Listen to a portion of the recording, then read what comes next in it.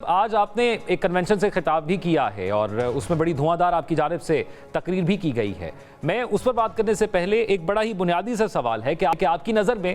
کیا parliament supreme ہے یا پھر عدلیہ سپریم ہے؟ دیکھیں، اس میں تو کوئی شک نہیں ہے کہ پارلیمنٹ سپریم ہے. پارلیمنٹ کا کام ہے قانون سازی کرنا اور آئینی ترمیم کرنا. یہ بالکل پارلیمنٹ کا اختیار ہے. اور جہاں تک رول ہے عدالت کا، وہ رول یہ ہے کہ جو بھی قانون سازی کی جائے وہ اگر آئین کے مطابق ہے تو پھر اس کے اوپر عمل درآمد کرنا، اس کو اپلائی کرنا یہ اور اس کی تشریح کرنا یہ عدالت کا کام ہے. اور اس کے ساتھ اگر کوئی ایسا قانون بنتا ہے جو آئین کے خلاف ہو تو پھر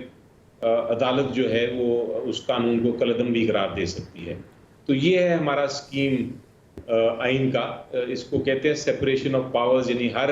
ادارہ جو ہے اپنے اپنے دائرۂ اختیار میں رہ کے وہ سپریم ہی ہے. لیکن سب سے جو سپریم ہے جس نے قانون سازی کرنی ہے وہ پارلیمنٹ ہے. اچھا بیرسٹر صاحب، یہ فرمائیے گا اس وقت جو ممکنہ صورتحال ہے، خاص طور پر جو عدلیہ کے اختیارات کے حوالے سے آپ لوگوں کا موقف ہے اور اس حوالے سے کنونشن بھی ہو رہے ہیں یا میل ملاقاتیں بھی ہو رہی ہیں، اگر پاکستان تحریک انصاف کی حکومت ہوتی تو کیا یہ جو جس قسم کا بل لایا جا رہا تھا تو آپ لوگوں کا موقف تب بھی یہی ہوتا، یا اس کو دوسری طرح دیکھا جائے کہ 25 اکتوبر کے بعد اگر یہ بل لایا جاتا ہے تو تب بھی آپ کا موقف یہی رہے گا؟ دیکھیں، یقینی طور پہ اگر حکومت اس طرح کی ایک طرح سے پروسیس کرتی جو کہ آئینی پروسیس ہے اور جو پارلیمنٹری روایات کا پروسیس ہے اور جو جمہوریت کے تقاضے ہیں پورا کرتے ہوئے وہ والا پروسیس ہے، یعنی کہ اگر حکومت پہلے ایک ڈیبیٹ کے لیے ایک کمیٹی بناتی،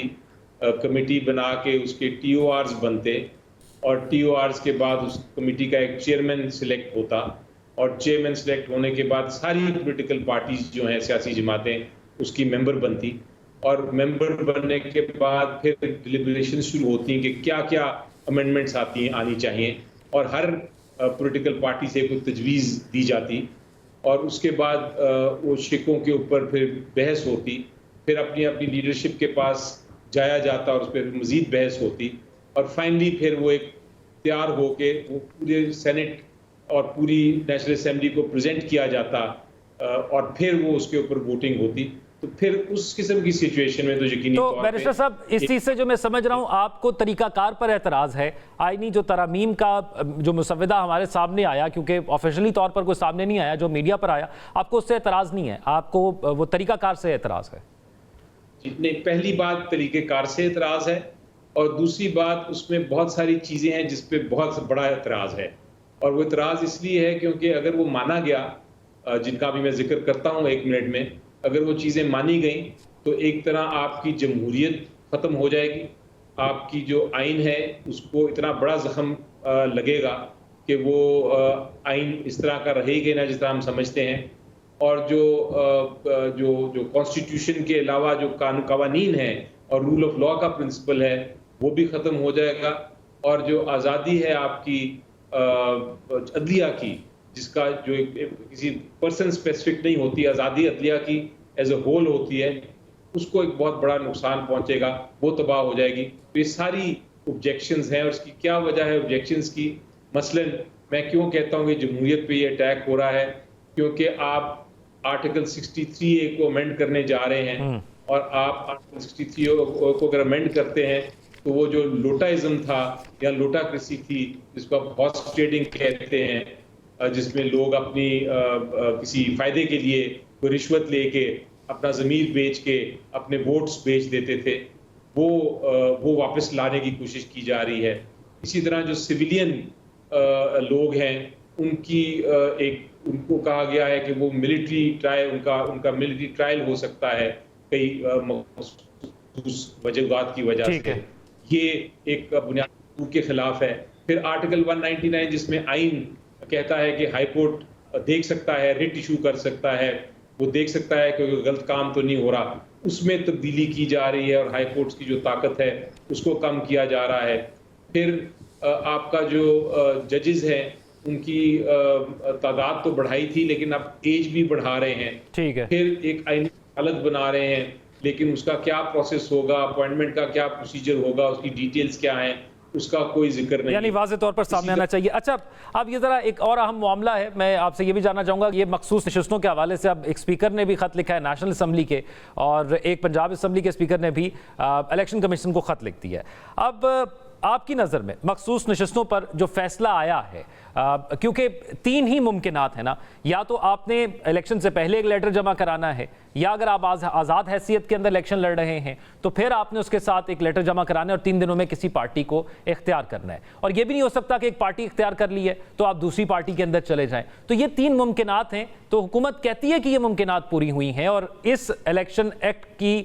نفی کی جا رہی ہے جو سپریم کورٹ کا فیصلہ آیا، اور اس کے بعد پھر ایک الیکشن ایکٹ کے اندر ترمیم کی ہے۔ تو ان 3 ممکنات کے باہر کیسے جا سکتے ہیں؟ آئین تو ان 3 ممکنات کا کہتا ہے۔ دیکھیں، ایشو کو تھوڑا سمپلیفائی کرتے ہیں۔ آپ نے تو بڑا ڈیٹیل میں ایک وکیل کی طرح بتایا مختلف آپشنز، لیکن میں اس کو ذرا سمپلیفائی کرتا ہوں۔ ایشو یہ ہے کہ سپریم کورٹ آف پاکستان نے ایک قانون تھا الیکشن ایکٹ کا، اس کے تحت فیصلہ کر دیا، اور فیصلہ یہ کیا کہ جتنے لوگ ہیں پی ٹی آئی کے جنہوں نے ٹکٹس پہ یا پی ٹی آئی کے پلیٹ فارم پہ یا پی ٹی آئی کی حمایت سے لڑا تھا کیس، ان کو آپ پی ٹی آئی کے اندر تصور کریں۔ اور اس کے بعد ایک کلیریفیکیشن آرڈر بھی آ گیا جس میں یہ واضح کر دیا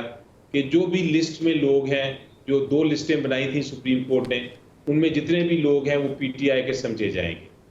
یہ تو آ گیا سپریم کورٹ کا فیصلہ۔ اب یہ سپریم کورٹ کا جو فیصلہ ہے وہ آئین کے تحت الیکشن کمیشن پابند ہے کہ اس فیصلے پہ وہ منومن اس کو تسلیم کر کے امپلیمنٹ کرے۔ یہ ہے پوزیشن جو سپریم کورٹ اور آئین کی اور الیکشن کمیشن کی ہے۔ لیکن دوسری طرف ایک قانون پارلیمنٹ نے بنایا، اور اس قانون میں انہوں نے تبدیلی کی۔ انہوں نے کوشش کی اس قانون کے ذریعے کہ وہ جو سپریم کورٹ کا فیصلہ ہے وہ تبدیل ہو جائے، اور انہوں نے ایک نیا قانون بنایا۔ جو اسپیکر صاحب ہیں نیشنل اسمبلی کے اور اسپیکر ہیں شاید پنجاب اسمبلی کے، انہوں نے دونوں نے خط لکھا الیکشن کمیشن کو اور کہا کہ آپ سپریم کورٹ کا فیصلہ نہ مانیں، آپ ہمارا جو قانون نیا بنایا ہے اس کی بات مانیں، اور وہ جو کہتا ہے اس کے مطابق آپ یہ جو ریزرو سیٹس ہیں یہ ان کو نہیں دے سکتے، ان کو آپ انڈیپینڈنٹ ٹریٹ کریں گے، اور آپ ریزرو سیٹس اسی طرح دیں جس طرح آپ نے پہلے دی تھیں اپنے فیصلے۔ جو اسپیکر صاحب نے یہ کہا ہے، اور جو الیکشن کمیشن کا سامنے جو یہ لیٹر آیا ہے، یہ لیٹر کی اصل میں قانونی حیثیت نہیں ہے۔ یہ لیٹر نمبر 1 تو اسپیکر کے پاس ایسا کوئی اختیار نہیں کہ الیکشن کمیشن کو وہ ڈائریکٹ کر سکیں کہ آپ نے کیا قانون فالو کرنا ہے یا نہیں، آئین بھی ان کو یہ اجازت نہیں دیتا۔ اور تیسری چیز، یہ جو قانون ہے وہ سپریم کورٹ کی ججمنٹ کو تبدیل بھی نہیں کر سکتا۔ تو اس لیے میری نظر میں یہ ایک ایشو تو کریٹ کیا ہے، جو ہمارے ملک میں ہر روز کوئی نہ کوئی کرائسس ہوتا ہے، اسپیکر صاحب نے یہ خط لکھ کے، لیکن اس کی جو لیگل ویلیڈیٹی ہے یا اس کی جو حیثیت ہے قانونی۔ اچھا بیرسٹر صاحب، یہ فرمائیے